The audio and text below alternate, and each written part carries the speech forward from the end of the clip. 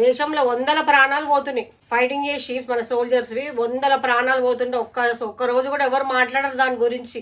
Military ఇంత పనిచేస్తుంది, police ఇంత పనిచేస్తుంది వ్యవస్థ, మరి ఒక డాక్టర్లు ఇంత పనిచేస్తున్నారు. మరి వాళ్ళందరూ కూడా ప్రాణాలతో లేనప్పుడు మరి ఒక్కసారి కూడా ఎవరొకరు మాట్లాడాలి. మరి ప్రాణాలు కూడా ముఖ్యం, మనిషి ప్రాణాలు ముఖ్యం అనేసి ఒక్క కుక్కతోటి 5 మంది పిల్లలు, అలా 2-3 జంటలు వచ్చి ఆవిటికే వాడవు ఫైటింగ్ చేసుకుంటుంటాయి. ఆ నుంచి అది గై అనగానే, ఈ నుంచి ఇది గై అనగానే, రెండు మళ్ళీ గై అనగానే మనమే పడతాయి మనుషుల మీద టప టప టప. కుక్కలు అంటే ఎవరికి ఇష్టం ఉండదని అందరికీ ఇష్టమే. కుక్కలు అంటే ప్రాణమే. ఒకప్పుడు అయితే మనకంటే ఎక్కువ మనము పెంచుకొని దాన్ని ముందు కట్టేస్తే అది మన ఇంటిని చక్కగా ఎంత బాగా వాచ్ చేసేది అనమాట. ఎవరు కొత్త వాళ్ళు వస్తే అరిసేది, చెప్పేది ఇండికేషన్ అనమాట. ఓ ఓ ఇట్లా గట్టిగా అరిస్తే మనం అనుకోవాలి ఎవరో మన ఇంటి ముందుకు వచ్చినారనేసి, అంత మంచి ఇండికేషన్స్ ఇచ్చేది అనమాట. ఒకప్పుడు కుక్క అంటేనే విశ్వాసం కలది అనేసి ఒక మంచి పేరుంది. అలాంటిది ఇప్పుడు ఏమైపోయిందంటే వీధి కుక్కలు ఎక్కువైపోయినాయి మనకు బజారులో. వీధి కుక్కల వల్ల నిజంగా చెప్తున్నాను కదండి, నేనే భయపడుతుంది. నేను అసలు యాక్చువల్గా మా ఇంట్లో కుక్కలు పెంచేది అనమాట. 4 డాగ్స్ ఉంటుండే. 4 డాగ్స్కి అది పిల్లలు పెట్టేది. ఆ పిల్లల్ని కూడా నా పిల్లలతో పాటు చూసుకునేది అనమాట. ఇటు నా పిల్లలు చూసుకోవాలి, ఇటు కుక్క పిల్లలు చూసుకోవాలి. ఆ కుక్క పిల్లలకి ఏంటో తెలుసా, మన 20 days పాలన్నము, పాలు, లైట్ ఫుడ్ పెట్టిన తర్వాత అప్పుడు కొంచెంగా అన్నంగా, మళ్ళీ దానికి ఏంటో తెలుసా, సపరేట్గా ఒక ఫుడ్ ఉంటుంది అనమాట. చిచ్చడాలేసి అన్నము కొంచెం లైట్గా పసుపు వేసి, ఉప్పు లేకుండా కారం లేకుండా వాటికి ఫుడ్ వండి పెట్టాలన్నమాట. నాది ఒక వీడియో కూడా ఉంది మీకు, కుక్కలకి ఎలా వండి పెట్టాలి అనేది ఒక వీడియో కూడా చేసి పెట్టిన. బోల్డెన్ వ్యూస్ వచ్చినాయి దానికి వీడియో అది. సో మాకు కూడా చాలా ఇష్టం. ఇప్పుడైతే నేను ఏ కుక్కల్ని పెంచట్లేదు, ఎందుకంటే ఎప్పుడైతే కరోనా వచ్చిందో అప్పటి నుంచి ప్రాబ్లం అయిపోతుంది. ఎట్లా అంటే వాటి చొల్లు తాకినా, వాటిది హెయిర్ తగిలినా, మన కాఫీలో కానీ టీలో కానీ కింద ఊరికి పడిపోతుంటుంది దాని బొచ్చు అనమాట. ఫుడ్లోనే మనకు తెలియకుండానే మనం కలిపేసుకుంటున్నాం, తింటున్నాం. ఎందుకంటే ప్రేమ ఎక్కువైపోయి దాని మీద కూర్చోబెట్టుకోవటము, దాన్ని ముద్దులు పెట్టడము, ఇవన్నీ చాలా మంది చేస్తారు.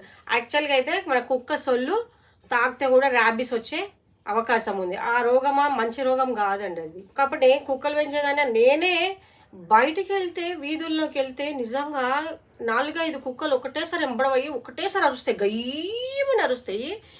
ఎంత భయం వేస్తుంది అంటే అంత భయం వేస్తుంది. పిల్లలు 9:30 అయితే కూడా బైక్ తీసుకొని వెళ్ళాలంటే చాలా ప్రాబ్లం అయిపోతుంది. ఎందుకంటే ఒకటేసారి కుక్కలు ఎగబడుతున్నాయండి భయమని. 2 కుక్కలేమో ఇక్కడ తోడ వరకు ఎగబడుతున్నాయంట, 2 కుక్కలేమో బండిని బీక్తున్నాయంట. ఇట్లా చాలా గందరగోళంగా ఉందనమాట. అంటే ఇప్పుడు కుక్కలంటే చాలా భయపడిపోతున్నారు. ఎవరైనా భయం అండి. చాలా మంది పిల్లలను గరిచింది, పెద్దవాళ్ళని గరిచింది. మా ఇంట్లో అయితే ఒక రెంట్కున్న అతన్ని అయితే నైట్ 3 o'clock వస్తున్నాయి. 3 o'clock వస్తుంటే అంతే జోబ్ బట్టి పీకేసి పాపం తోడంతా పీకేసింది. సో ఇలాంటి సంఘటనలతోటి మనకు కుక్కలంటే భయమైపోతుంది. మనుషులకి హానికరం చేసే ఏ జంతువు అయినా కూడా ఎవరు ప్రేమిస్తారు చెప్పండి? మనిషి ప్రాణం ఇంపార్టెంట్ కదా ఈ లోకంలో ఉన్నందుకు. మనుషుల ప్రాణాలు పోతుంటే ఏడుపు లేదు, కానీ కుక్కలు కలిసి సస్తుంటే మాత్రం కుక్కలు అంటే ఎవరికి ప్రాణం లేదు, అందరికి ప్రాణం. డాగ్ లవర్స్ చాలా మంది ఉన్నారు ప్రపంచంలో. ఎస్పెషల్లీ మన తెలంగాణలో అయితే ఎంతమందికి ఇష్టం. ఇప్పుడు మనకి పెద్ద ఇల్లులు ఉండి పెద్దగా వాటికి ఒక సపరేట్ పెట్ డాగ్ది ఇల్లు ఉండి అట్లుంటే ప్రాబ్లం లేదు. మామూలు వాళ్ళు కూడా అదే విధంగా పెంచాలి అంటే ఎక్కడ అవుతుంది? దాని బడ్జెట్ మనతో అవుతుందా? పెడిగ్రీ పెడతారు కొంతమంది. పెడిగ్రీ అవుతుందా మనతో అంతా? స్పెషల్ ఫుడ్ ఉంటుంది, దానికి చాలా కేర్ తీసుకోవాలి. ఊరికే అలా కుక్కలు పెంచేసుకున్నాం, మేము ముద్దులు పెట్టేసుకున్నాం వాటితోటి, వాటిని ఇట్లా ఎత్తుకున్నాం మేము బట్టల మీద పడేంత మాకు అంటే అది కరెక్ట్ మాటలు కావన్నమాట. ఇక అక్కడ దేశంలో వందల ప్రాణాలు పోతున్నాయి, మంచి ప్రాణాలు కూడా ముఖ్యమే కదండి. నువ్వు యానిమల్ని అంత లవ్ చేస్తున్నప్పుడు మనుషులు ఎంత వాల్యూ ఉంటారు? ఒక మనిషి పోతే ఒక ఏడుపు ఉండదు, ఒక తూడుపు ఉండదు, ఆ మనిషి గురించి ఒక మాట ఉండదు, గమ్మున తీసేస్తారు. అయిపోతే తెల్లారి ఇంత మటన్ చికెన్ వండుకుంటున్నారు, హ్యాపీగా తింటున్నారు.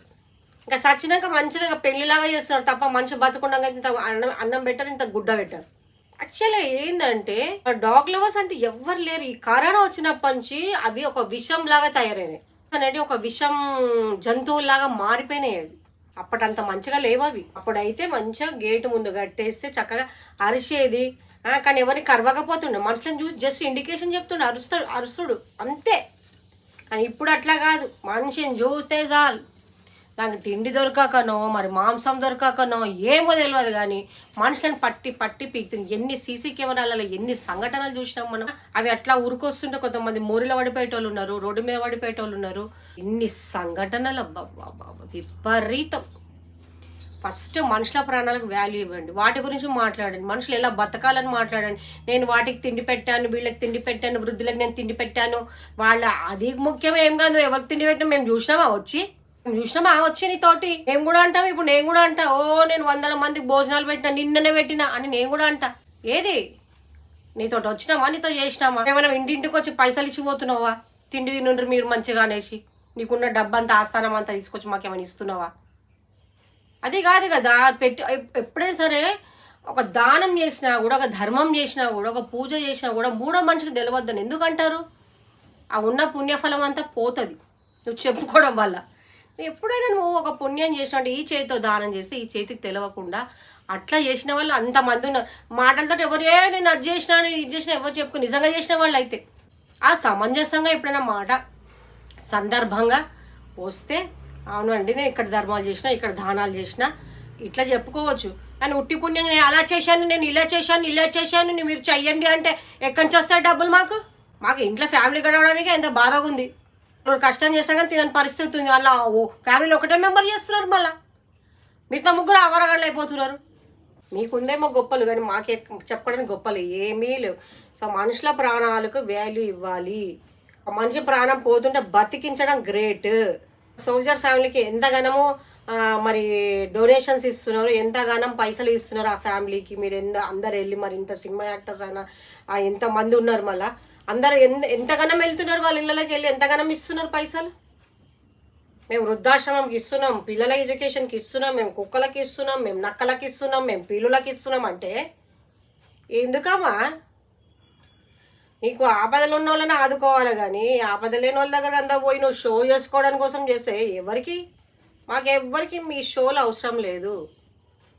మీ షో చేసి మీ వీడియో తీసి మీ షార్ట్ తీసి పెడితే మాకు అంత టైం కూడా లేదు చూస్తందుకు.